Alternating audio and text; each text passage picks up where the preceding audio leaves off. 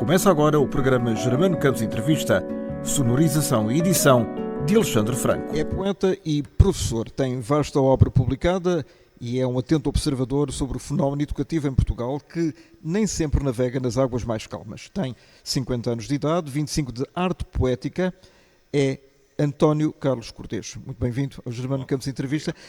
António, quem é que eu tenho aqui à minha frente? O doutorado em Ciência da Literatura da Universidade do Minho, o investigador, o professor de português e de literatura portuguesa ou apenas o cidadão atento ao que se passa à sua volta? Bom dia, Germano. Bem, acho que talvez a última seja a mais abrangente. Cidadão atento, ou que tenta estar atento em relação ao que se passa à sua volta. O resto é consequência dessa observação. O resto não é história, como diz o resto não é história. Um popular programa de rádio, o resto é história. Neste caso não é. Não é, ou melhor, será, mas é a história desse tal cidadão atento, ou que tenta estar atento e que, enfim, foi fazendo poesia, escrevendo ensaios sobre poesia moderna e contemporânea e dá muitos anos também esta parte sobre educação e cultura, não é? Mas a poesia não é apenas a poesia, porque é que tem que ser atual e contemporânea e não pode ser do século XX, por exemplo? Camões, moderna e contemporânea, porque é a minha área de investigação, mas eu fiz estudos camonianos e, portanto, Camões é tão moderno e tão contemporâneo, se calhar mais até, do que alguns modernos e contemporâneos. Mas acho que isso tudo tem muito que ver com essa ideia do cidadão que tenta estar atento àquilo que o rodeia, não é? Se calhar é isso. E por isso tantas facetas também, quer dizer, mas não há dispersão nenhuma, há complementaridade, penso eu. Poesia ou literatura, estudo da língua, da literatura, da cultura e, em pano de fundo, a questão da educação, como professor que sou. E onde é que o Camões é assim tão moderno, passando do século XVI para o XXI? Bem, isso é uma pergunta, podemos ficar aqui o resto da tarde a conversar. Apelava ao teu poder de síntese. Embora com certeza que dava uma belíssima tese na faculdade. Claro que há, mas e há teses, claro. Não, mas é um poeta moderno e contemporâneo, não só porque foi glosado e parafraseado, retomado por poetas modernos e contemporâneos, desde o Cesário Verde ao Pessoa, que escreve uma obra épico-lírica que, de certo modo, tenta rivalizar com os Lusíadas e com Camões, passando por um Jorge de Sena, que escreve aquele magnífico Camões dirige-se aos seus contemporâneos, e o conto Super Flumina Babilonis, sobre aquele que teria sido o último dia de vida de Camões, até poetas como um Vasco Graça Moura, um David Marão Ferreira, uma Sofia, uma Fiamma Paz Brandão, um Gastão Cruz, todos eles herdeiros de Camões, não é? Portanto, Camões é nosso. António, mal comparado, parece que estamos a falar da Amália, porque houve uma série de herdeiros e sucedâneos da Amália. Eu fui inspirado pela Amália, muitas carreiras começaram pela Amália, mas seria injusto dizer que uma carreira de um poeta começou por Camões. Não, injusto não será, se calhar até será verdadeiro, mas não assumido? É bem acertado, quer dizer, que poetas escrevem sem conhecer a lírica de Camões e o teatro e a epopeia de Camões? Mas convém ser original. Convém, claro, mas não se é original fazendo tábua rasa do passado. Esta história de que alguns são partidários, a poesia começa quando eu comecei a escrever, isso não tem cabimento nenhum. Existe na literatura essa trindade de que falava o Manuel Gusmão: memória, tradição, historicidade. Isso vai sempre levar-nos a Camões. Nem os poetas brasileiros, nem espanhóis escaparam à influência de Camões. De facto, é um poeta central no cânone ocidental, não é? E, portanto, e, assim tão... e rivaliza com a Amália. A Amália claro, também lá foi, não são é? São dois ícones, cada um no seu estilo, cada um na sua época. O Camões é um poeta mal amado, ou bem amado, ou apenas tolerado porque é aprendido nas escolas? É uma excelente pergunta. Eu acabo de publicar um livro de ensaios sobre Camões, um livro intitulado Para Ler Camões. Não o trouxe porque me esqueci. Levas aqui 4 livros. Mas por favor, anuncia que livro é esse para as pessoas poderem ir às livrarias. É um livro intitulado justamente Para Ler Camões, com 2 ensaios introdutórios sobre o que é a poesia e a poesia de Camões, como estudar a poesia, a que se segue depois uma secção com 35 poemas líricos analisados, comentados e analisados. Portanto, é para alunos do secundário e do ensino superior e é também para a formação de professores. Escalpelizados? Sim, escalpelizados na sua linguagem, nas suas figuras de retórica, na sua ideologia, na relação com outros poemas da época. Alguns poemas também solicitaram, enfim, que eu falasse de poetas contemporâneos que dialogaram com esse poema de Camões, um ou outro soneto, um ou outro vilancete. Estou-me a lembrar do poema Que me quereis perpétuas saudades, onde eu na análise lembro o poema do Carlos de Oliveira, Que me quereis perpétuas miragens, e o Aragão, que também respondeu ao Camões. Mas Camões é um poeta não necessariamente mal amado, mas é como dizia o Sena e dizia o Almada Negreiros, né? Numa terra que enche a barriga de Camões, a verdade é que Camões morreu de fome, não é? E há o livro do Gomes Leal, A Fome de Camões. Não é por acaso que os poetas e muitos camonistas, mas sobretudo os poetas, os criadores literários, também na ficção, falam de Camões como um poeta que não foi bem tratado. Ele é enterrado em vala comum. O Garrett, no Frei Luís de Sousa, recupera essa terrível circunstância de o nosso maior poeta ter sido enterrado com outras ossadas, não é? Portanto, quando os presidentes da República vão aos Jerónimos prestar reverência a 10 de junho, no dia de Camões, pondo lá a coroa de flores, uma coisa é certa, aquelas ossadas não são de Camões. E Camões verdadeiramente... Está provado historicamente? Sim, não são de Camões. Não, então, porque ele foi enterrado em vala comum. Pois, então perderam-se no tempo. Perderam-se, sim. Não. Aliás, Camões é uma figura sobre a qual sabemos muito pouco, não obstante as biografias que houve este ano publicadas pelo Carlos Bobone e pela Isabel Rio Novo. Então, nos anos 40, o famoso filme do Leitão de Barros sim. É absolutamente romanceado. É uma ficção. É uma ficção. Nada daquilo existiu. Algumas coisas serão verdade, mas, por exemplo, a rixa que o Camões tem com o funcionário do Paço não terá sido exatamente assim. Há muito de invenção romântica, desde o José Maria Rodrigues, desde o Visconde da Jerumanha, aos primeiros, enfim, ao José Maria Rodrigues, que é quem na verdade funda uma cadeira de estudos camonianos. Mas o Camões verdadeiramente interessante é o Camões que nos chegou dos documentos, da lírica. Não é com certeza o Camões do José Hermano Saraiva, da vida secreta de Camões, ou o Camões dos românticos do século XIX, que verdadeiramente quiseram reler Camões e dar-lhe uma biografia que tem mais de ficção do que de realidade. E hoje Camões, na verdade, não fosse estar ainda nos programas curriculares, não seria lido pelas gerações mais novas. Então, mas isto não é bastardar um herói nacional? Não sei se é só abastardar, eu acho que é talvez abastardar, é um verbo fortíssimo. No sentido de estarmos a inventar uma história. Não, sobretudo... Só um parênteses. Sim. Na Torre do Tombo, que será o nosso arquivo histórico por excelência, o que é que temos de Camões na realidade? Nós temos, por exemplo, ao nível da correspondência, chegaram-nos apenas 4 cartas de Camões.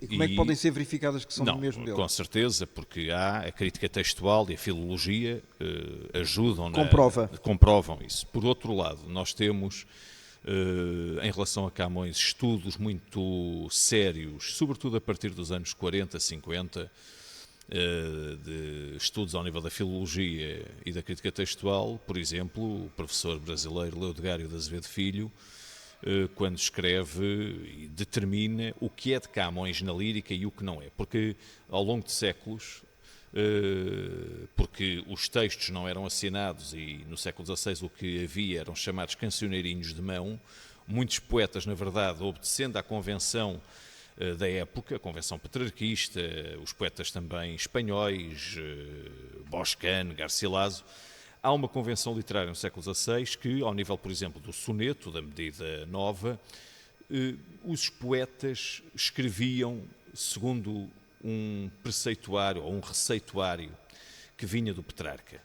E, na verdade, Camões suplanta o modelo petrarquista, tem poemas que glosam aqui e ali poemas do Petrarca, também poemas de contemporâneos seus, todos eles, por exemplo, um Diogo Bernardes, foram atribuídos a Camões poemas que eram, na verdade, de Diogo Bernardes, e só no século XX, com estudos como os de Jorge de Sena, Leodegário de Azevedo Filho, Cleonice Berardinelli, é que, entre outros camonistas, Álvaro Júlio da Costa Pimpão, com certeza, Américo da Costa Ramalho, entre outros, só no século XX, sobretudo na segunda metade do século XX, é que se estabeleceu um cânone da lírica e, ao contrário do que aconteceu no século XIX, a edição do Jurumanha tinha para cima de 200 de textos atribuídos a Camões, que vieram depois a confirmar, muitos deles, não serem de Camões. Hoje o que temos para um leitor do século XXI é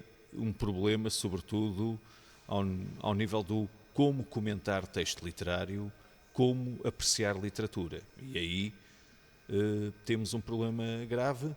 A maioria dos estudantes do ensino secundário e mesmo do ensino superior não foram ensinados a ler ensaio, a ler crítica e a compreender como é que se lê e o que é e o como é da poesia. E daí a publicação deste livro agora, que chegou às livrarias dia 4, 5 de novembro, portanto na semana passada, para ler Camões, é no fundo um contributo para ajudar colegas professores e ajudar os alunos a olhar para os textos de Camões e a comentar os textos na sua linguagem. Isso é uma belíssima deixa, António, porque falaste que as pessoas não gostam ou não sabem ler poesia. Bom, eu acho que as pessoas não sabem ler. Basicamente, a literacia é muito grave, é um fenómeno social grave em Portugal. Sem dúvida. E embora continuemos a ver todos os dias, no outro dia disseram-me que eram cerca de 50 livros por dia que são editados. Eu não quis acreditar. Sim. Estamos num momento, quer dizer... Como é possível? Num país onde realmente, tirando a Feira do Livro e poucas outras manifestações do género, em que as pessoas têm diretamente contacto com os escritores, não é possível, lê-se tão pouco. Lê-se pouco, ou então se lê muito, lê-se muito e mal. Eu tenho sido muito crítico em relação à política de leitura em Portugal. Eu tive a oportunidade de ser consultor do Plano Nacional de Leitura, quando do comissariado da Teresa Calçada e do Fernando Pinto Amaral, e devo dizer que em algumas ocasiões tive a oportunidade de dizer isto e de escrever também em jornais, e voltarei a escrever sobre. Nós, a reboque desta ideia de termos de criar leitores, eu julgo que se cometeu um erro. É certo que as editoras têm de viver e têm de ter lucro, mas eu acho que se cometeu um erro. É um negócio. É um negócio. O negócio do livro é um negócio, não há como dar a volta, é mesmo assim. Agora, a questão é que, a reboque da ideia de negócio, é preciso também formar, de facto, leitores, porque note o seguinte, por exemplo, o Hemingway era um autor fascinante, mas é difícil. E o Hemingway, por exemplo, num romance como o Fiesta, quando fala dos dois amigos que vão a Roncesvalles e se aproximam dessa terra, Roncesvalles, e um deles, o Bill, diz um dos amigos diz para o Bill que está um frio terrível à medida que eles vão subindo ali na zona de Andorra, vão subindo a montanha e falam de Roncesvalles. O leitor médio dos anos 40 não necessitava ter uma nota de rodapé a esclarecer que povoação era essa, Roncesvalles, e o eco literário desse lugar, que remete para a canção de Rolando e para a traição entre os dois amigos. Mas portanto, isso é para quem está minimamente informado. Sim, mas a questão é que essas edições não tinham notas de rodapé a explicar tudo. Pressupunha-se que o leitor médio sabia do que é que se estava a falar. Ou seja, não era preciso acrescentar, fazer umas adendas ou traduzir aquilo que o autor acabou de escrever. Exatamente. Hoje não. Hoje nas edições nós precisamos, sobretudo edições de autores clássicos, enfim, precisamos de uma infinidade de notas de rodapé para que o leitor médio perceba. Por outro lado, é ver os autores mais vendidos no final dos anos 80 e início de 90 na literatura portuguesa e comparar com os autores hoje mais vendidos. Este é um país que, de facto, tem sérios problemas de iliteracia. Creio que 5 ou 7 em cada 10 adultos portugueses não conseguem compreender frases complexas, não lê literatura. E, por outro lado, se formos comparar com os 5 autores mais vendidos nos anos 80, aqueles que hoje mais vendem, veja a que diferença estamos. Vendiam-se e eram muito lidos autores como Virgílio Ferreira, José Cardoso Pires, José Saramago, ainda autores do neorrealismo, um Soeiro Pereira Gomes, não é? Ou um Aquilino Ribeiro, um Malhadinhas. E hoje... Mas Os Esteiros é Os Esteiros, claro, um romance neorrealista, mas era muito lido. Estes autores eram lidos, Alves Redol, eram lidos. Hoje, quem é que é lido? Eu vou dizer os nomes, enfim, mas um Afonso de Noite de Luar, um Raul Minhalma, José Rodrigues dos Santos. José Rodrigues dos Santos. Quer dizer, é gente que, na verdade, beneficia de uma máquina publicitária e propagandística que nada tem que ver com literatura. Os livros que escrevem não são, de facto, literatura. São livros sem densidade de linguagem, sem construção de personagens de facto. Há um estilo hoje um pouco internacionalista também, que, a meu ver, é até bastante provinciano. As ações passam-se em Nova Delhi, ou então passam-se num bairro do Bronx, os personagens têm nomes estrangeiros.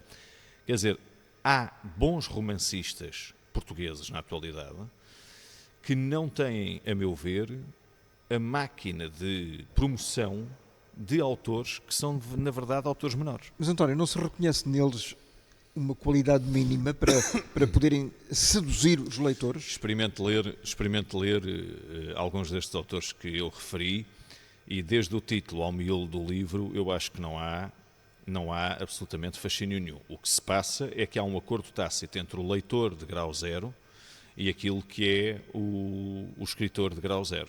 Mas o Dan Brown, por exemplo, que fez o Código da Vinci... Mas o Dan Brown é uma coisa. É um historiador de aventuras... do esoterismo, enfim, mas uma coisa é o Dan Brown e outra coisa é quando nós, por exemplo, vemos que um Raul Minhalma, que publica verdadeiramente... Enfim, ele pode escrever 10 mil milhões de livros, escreverá com certeza, venderá muitíssimo.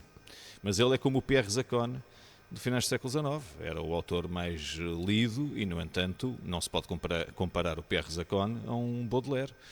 Portanto, a questão é que há um acordo tácito entre o leitor de grau zero e o escritor, enfim, escritor entre aspas, de grau zero. Quer dizer, o leitor não pede, ou melhor, o leitor exige que um livro não tenha dificuldade e os autores cedem no trabalho literário. Mas não se arranjou uma fórmula no sentido de poder ser entendível por toda a gente e não passar aquela fronteira para a dificuldade mais... para elevando o seu grau de conhecimento necessário para compreender aquilo que o escritor quer dizer? Sim, mas aí há um falhanço nas políticas educativas. Anda tudo ligado. Isto anda tudo ligado, como dizia o Eduardo Guerra Carneiro, teu colega jornalista. Extraordinário poeta. Não, eu acho que, sinceramente, hoje, à saída de um 12º ano, os alunos sabem, os estudantes sabem que não têm verdadeiramente de ler nenhuma obra na íntegra, porque os exames não são feitos para testar competências de leitura a sério e de escrita. Os exames são uma vergonha, não é? Perguntas de escolha múltipla, verdadeiros falsos, escreve-se pouquíssimo e, na verdade... A americana. Como somos muito modernos, muito progressistas, imitamos estas coisas. E, portanto, nós estamos a pagar um preço caríssimo enquanto sociedade, porque, na verdade, podemos fazer este exercício de futurologia. Sem leituras da grande literatura, sem se ler Camilo, Antero, Aquilino Ribeiro, Eça de Queiroz, os grandes poetas do século XX, os maravilhosos autores do nosso quinhentismo. Quer dizer, com que visão de mundo é que estamos a formar as gerações mais novas? Com que imaginário? Com que criatividade? Com que sentido crítico? Essa é a pergunta que faço neste ensaio O Fim da Educação e que também no romance Um Dia Lusíada, que é um diálogo com Camões, procurei fazer através do meu personagem Elias Moura, professor reformado, e que olha para tudo isto e faz perguntas... Que é um alter ego? Não é bem um alter ego. O Elias Moura é um ex-combatente da Guerra Colonial que escreve um livro. Ele tenta fazer um livro total que respondesse ao Só do António Nobre, aos Lusíadas de Camões e ao The Wasteland do T.S. Eliot. Ele está em Angola e tenta escrever o livro. Ele participa da Operação Nogórdio e na Guiné, exato, com o Caúlza da Riaga. E quando ele regressa a Portugal em 1970, vai ser professor em escolas de subúrbio. E este livro, Um Dia Lusíada, que foi publicado em 2022 na Caminho, eu tenho a sorte de ter o Zeferino Coelho como meu editor, e o Condor, este último livro de poesia, é também publicado na Caminho. Aqui o Elias Moura olha para o edifício português, para o edifício mental português, antes do 25 de Abril, depois do 25 de Abril, como professor, e bom, e a fotografia não é muito boa. Tu és um produto da Revolução. Sou. 1975, portanto tudo para trás não existia na tua existência, passa Sim. o pleonasmo. Conversaste ou vais conversando com as gerações de professores anteriores para perceber o que é que está a falhar, como é que era e como é que é? Exatamente. Eu, aliás, sou filho do 25 de Abril e devo dizer que eu fui aluno de professores que nasceram no final dos anos 30, nasceram na década de 40 e, portanto, foram até um deles, meu querido professor, meu mestre, José de Almeida Moura, filólogo, discípulo do António Salgado Júnior e do David Marão Ferreira. Foi meu professor no ensino secundário, deu-me imensos ensaios a ler, formou-me e ele foi combatente na Guerra Colonial. E tive a sorte também de ser amigo e de privar durante 24 anos, sensivelmente, com o Gastão Cruz, que também era professor de inglês na escola secundária em Odivelas e foi leitor no King's College entre 1980 e 86.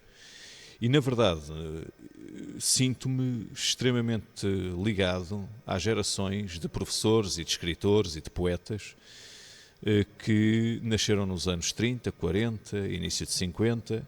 Com essas gerações eu entendo muito bem. E o que é que isso significa?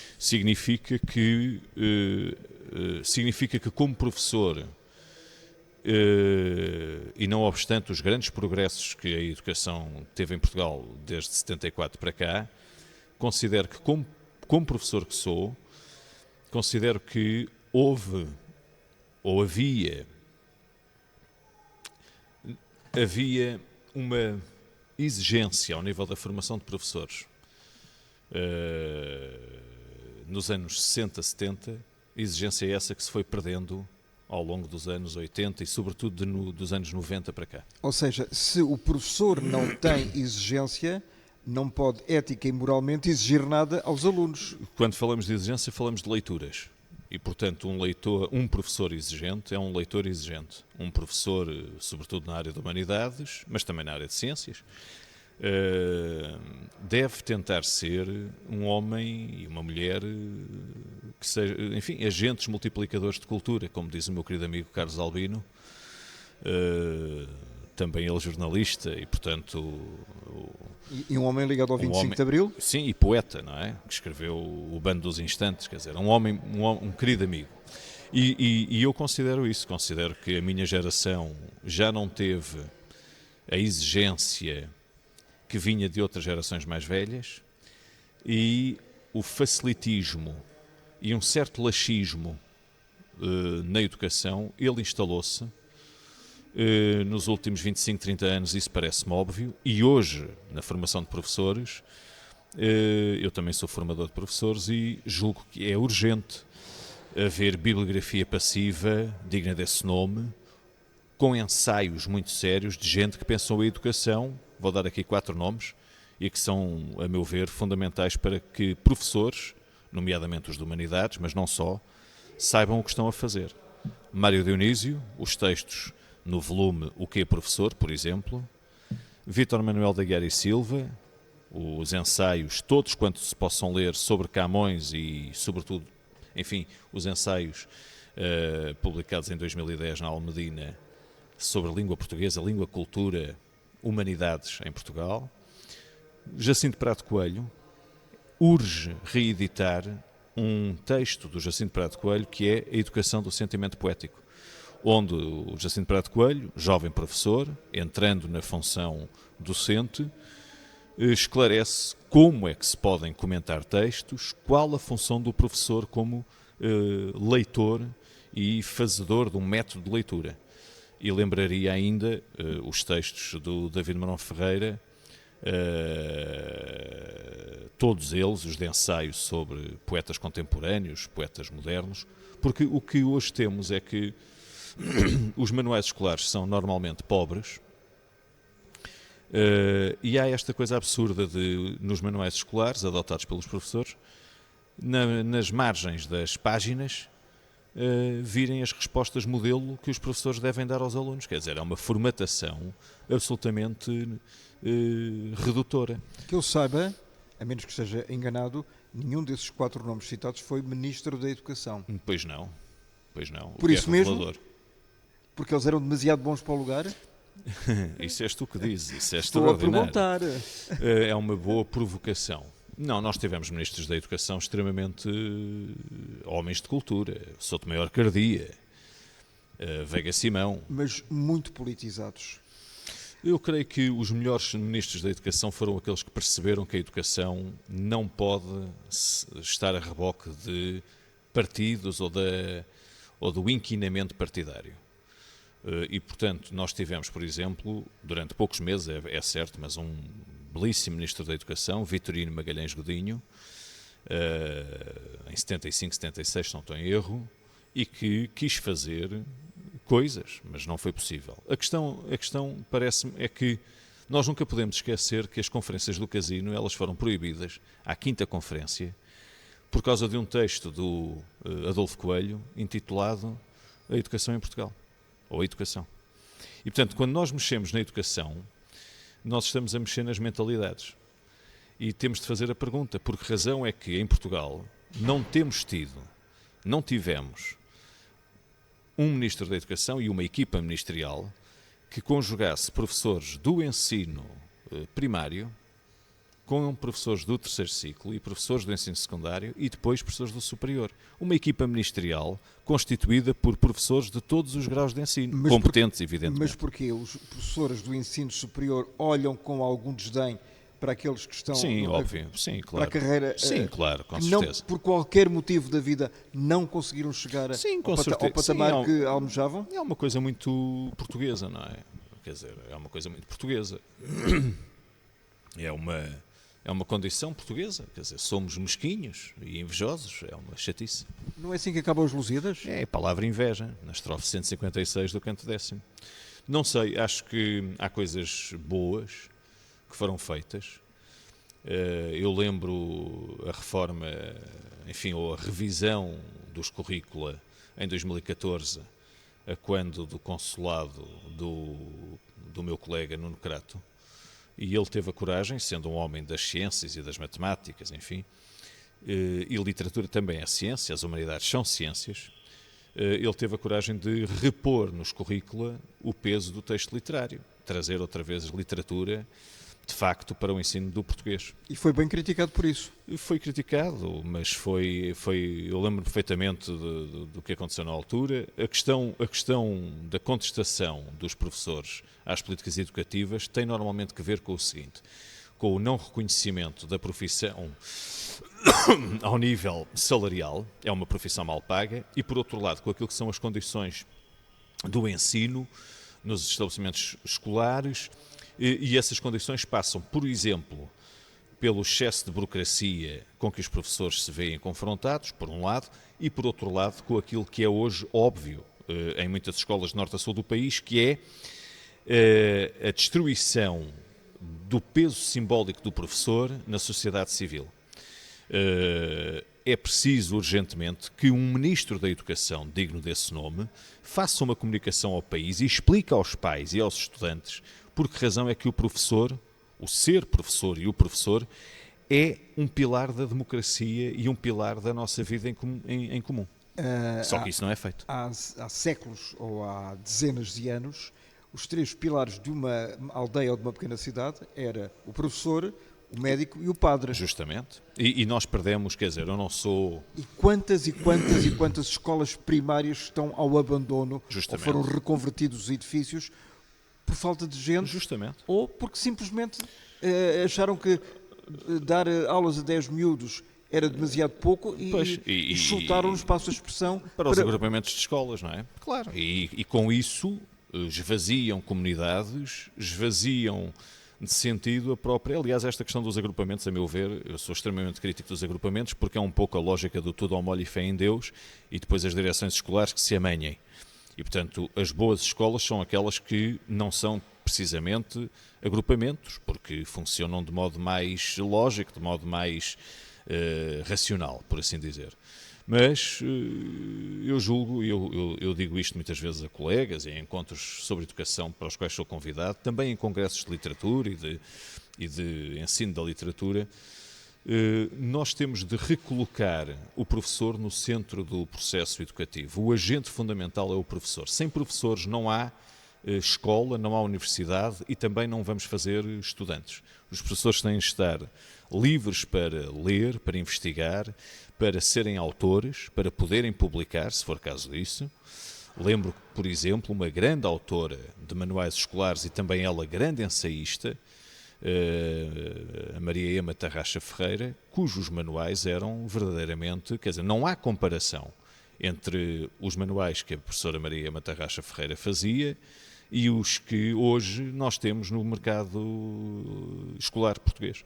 É fundamental que um Ministro da Educação, em conjunto com o Ministro das Finanças e da Economia e com o Primeiro-Ministro, não ceda no seguinte: a classe docente tem de ser muito bem paga. Deveria ser a mais bem paga do país, a par de juízes, médicos e também os políticos. Ou seja, chamar para estas áreas os melhores. Mas é verdade, nós não fazemos isso. É verdade ou não que cada ministro, independentemente da sua cor política ou partidária, independente ou não, quer deixar sempre a sua marca no governo e altera tudo o que vem do Ministério anterior? Mesmo que tenha havido de bom, é pena, é uma coisa portuguesa também. Mas há anos que é assim. Há anos que é assim e por isso é que cada reforma, no fundo, deveria ter em conta, independentemente como dizes, independentemente das cores partidárias, deveria ter em conta aquilo que de bom foi feito, eventualmente, no consulado anterior.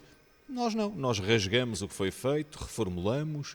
É pena, quer dizer, nós temos um problema de memória, não é? O Antero de Cantal dizia: a nossa fatalidade é a nossa história. E ele tem razão, porque nós não somos em Portugal...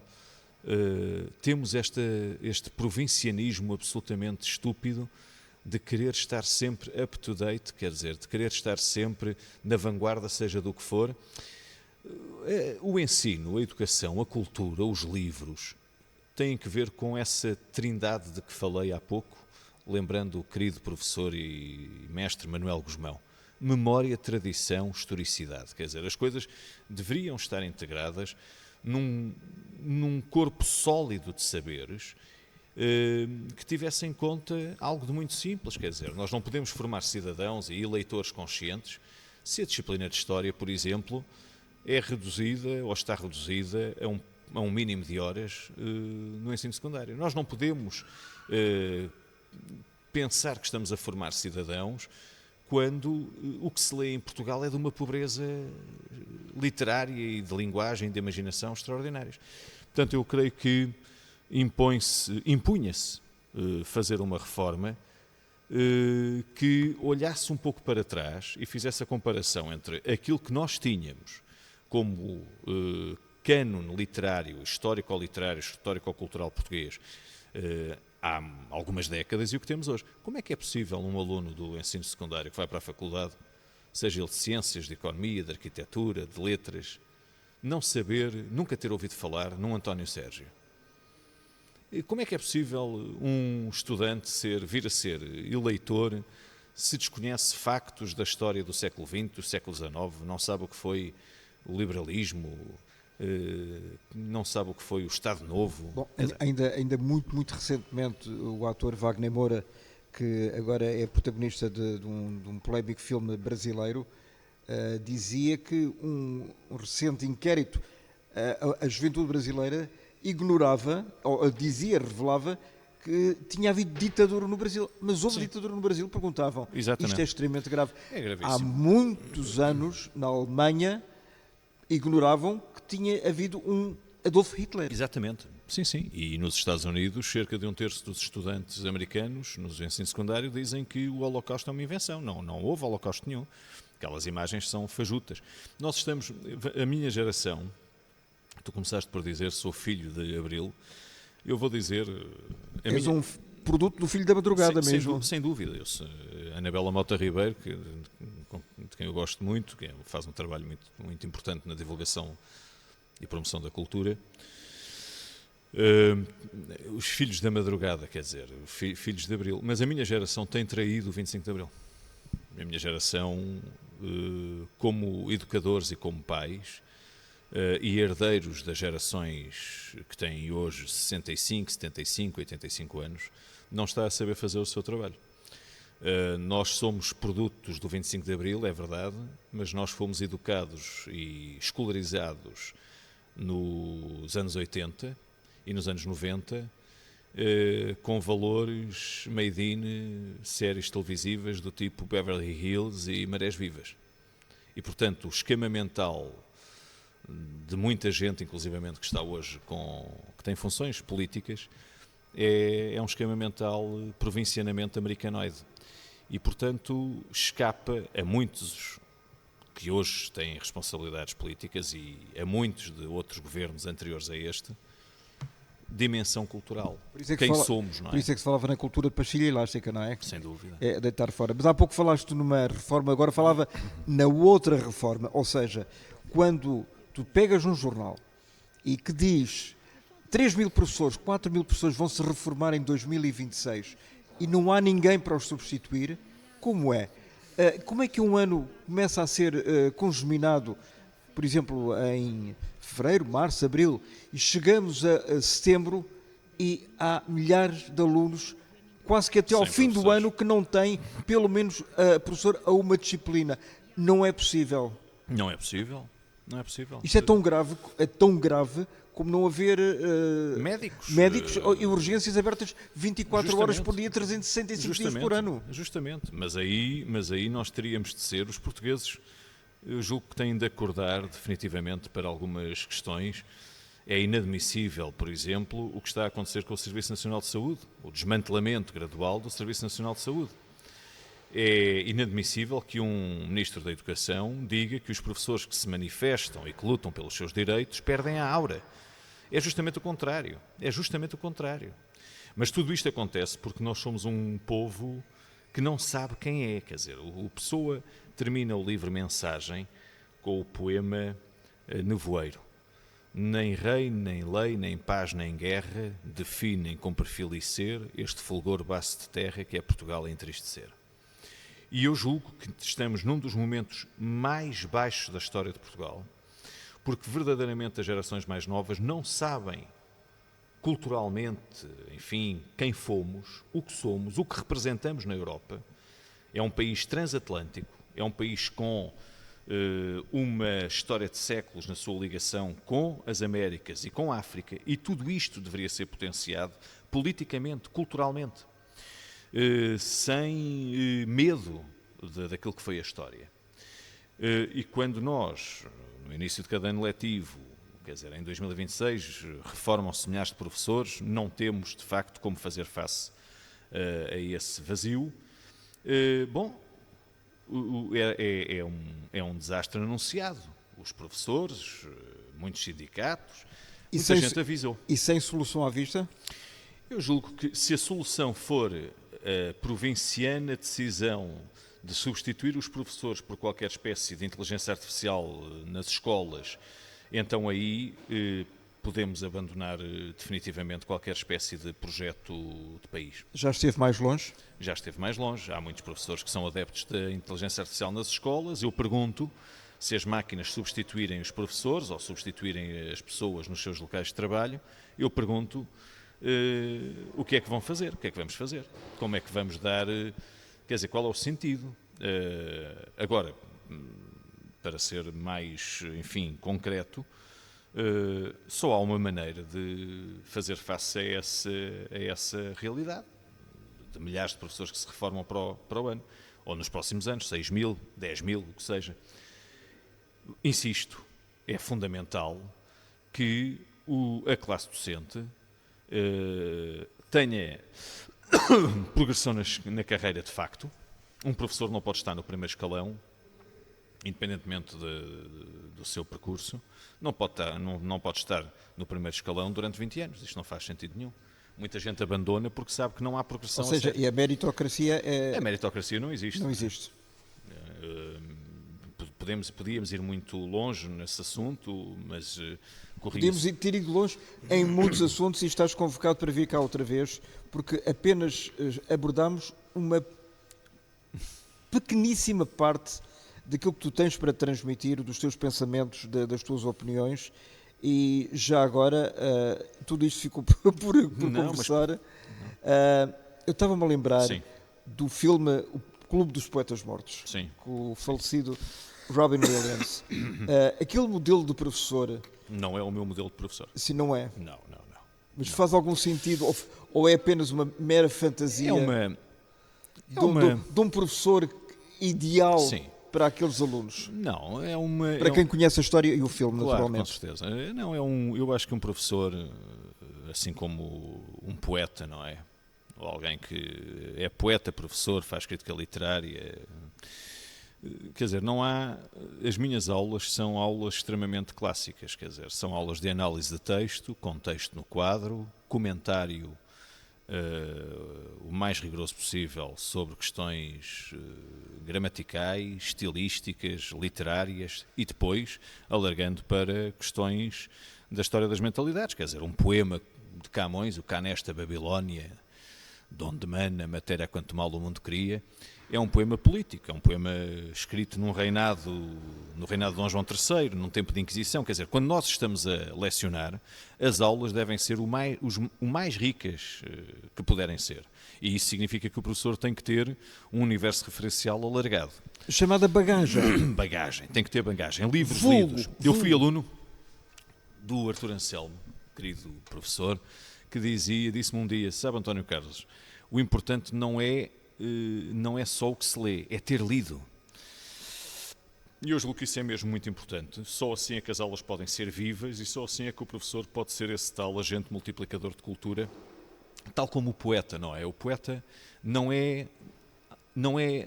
está desvinculado do real, bem pelo contrário. O poeta está profundamente mergulhado nas questões do seu tempo, não é? E portanto, não há inspiração. Aquele professor, o John Keating, é, no fundo, uma personagem de ficção bem intencionada, mas eu prefiro o professor que, sendo, enfim, amistoso com os seus alunos, ri, os alunos podem e devem respirar e colocar questões. Mas não pode ser o irmão mais velho. Mas não pode ser o irmão mais velho. É uma figura de autoridade, é uma figura cuja autoridade lhe advém justamente das leituras feitas. Quer dizer, o padre Manuel Antunes, eu não fui aluno dele, mas conheço professores que foram e que me contaram como era uma figura fisicamente pouco apelativa, baixinho, era um ponto pequeno num auditório enorme da Faculdade de Letras. E, no entanto, extraordinário comunicador, ensaísta da mais fina recorte literário. De recorte. Sim, absolutamente. Quer dizer, e, portanto, quer dizer, há vários tipos de professores. O David Marão Ferreira era, enfim, como sabes, um grande comunicador, um homem da literatura. E não só, eu estava-me a lembrar da Natália Correia, exato, poetisa, que felizmente que na minha vida profissional eu passei vários anos na Assembleia da República e no tempo em que ela foi deputada, ela falava poucas vezes, mas quando falava, todo mundo se calava. Pois é, são os grandes oradores, não é? O Garrett, que foi deputado da Constituinte, quer dizer, quando da Revolução Liberal e do que vem depois, já depois da Vila Francada e a Revolução de Setembro, ele tem de se defender, ele é levado a tribunal muito cedo, ele tem de se defender porque publicou, em 1819, o Retrato de Vênus, acusado de despudor e até de pornografia. E ele faz a defesa sozinho. E conta-se que um dos juízes, entusiasmado com a defesa que o Garrett fez da sua causa, de defender aquela obra literária, o Retrato de Vênus, não é? Um poema, ficou tão entusiasmado que foi abraçar o jovem Garrett. Ao Garrett chamavam-lhe o Divino. Quando ele falava, todos se calavam. O herculano, austero herculano, o moralista herculano, não é? O da harpa do crente, considerava o Garrett, de facto, um parlamentar absolutamente inspirado e temível. Nós tivemos esses parlamentares. Mário Soares era um parlamentar temível, um homem de cultura, um grande leitor da literatura. O Álvaro Cunhal era um parlamentar extraordinário, crítico literário, pintor, romancista. Outra casta. Outra casta. E nós hoje olhamos para tudo isto, e tudo isto é muito, olhamos para a geração de Abril e temos de fazer perguntas incómodas, não é? E, bom, e as perguntas uma das perguntas é a quem convém que uma geração inteira de jovens, adolescentes e universitários que já não viveram e nem têm memória do que foi o 25 de Abril, como é que é possível que nós tenhamos hoje pessoas que defendem que este país precisava era de 3 Salazares? Isto é uma pergunta, inadmissível. Uma pergunta que ficará, e a quem convém que isto esteja de regresso? Naturalmente, ficará para próximas núpcias, falando cá espero. Em bom português. Obrigado. Muito obrigado. obrigado. Obrigado, Germano. Até à próxima. Até breve. Obrigado.